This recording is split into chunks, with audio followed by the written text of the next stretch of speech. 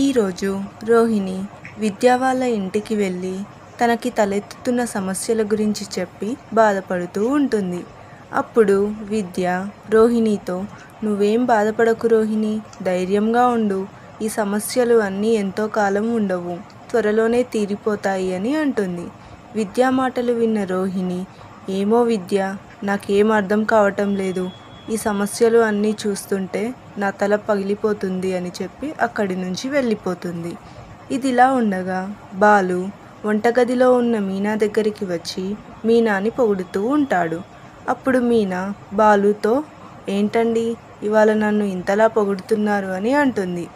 అప్పుడు బాలు మీనాతో, నువ్వు సొంతంగా వ్యాపారం చేస్తున్నావు, అందులో ఎదుగుతున్నావు, మన కుటుంబం పరువు కాపాడుతున్నావు, నిన్ను చూస్తుంటే నాకు చాలా గర్వంగా ఉంది మీనా, అందుకని పొగుడుతున్నానని అంటాడు.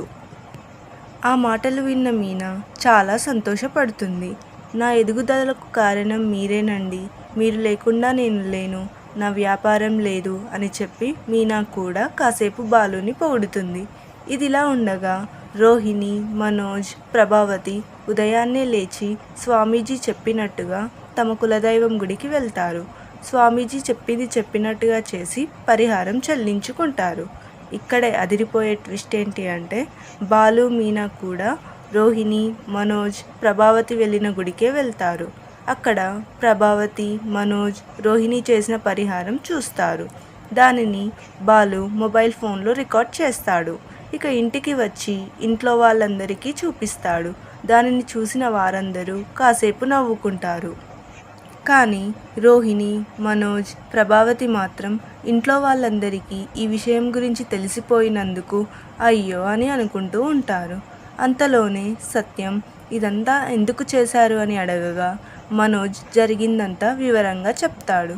దానికి సత్యం, నువ్వు చదువుకున్నవాడివే కదా, ఇంకా ఈ పాతకాలపు పద్ధతులు, మూఢనమ్మకాలు ఏంటిరా అని అంటాడు.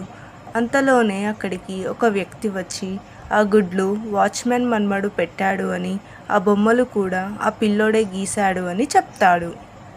ఈ వీడియో కనుక మీకు నచ్చినట్లయితే ఖచ్చితంగా మన ఛానల్ని సబ్స్క్రైబ్ చేయండి. మరియు ఈ వీడియోని లైక్ చేయండి, షేర్ చేయండి, కామెంట్ చేయండి. అలాగే పక్కనే ఉన్న బెల్ ఐకాన్ని క్లిక్ చేయండి.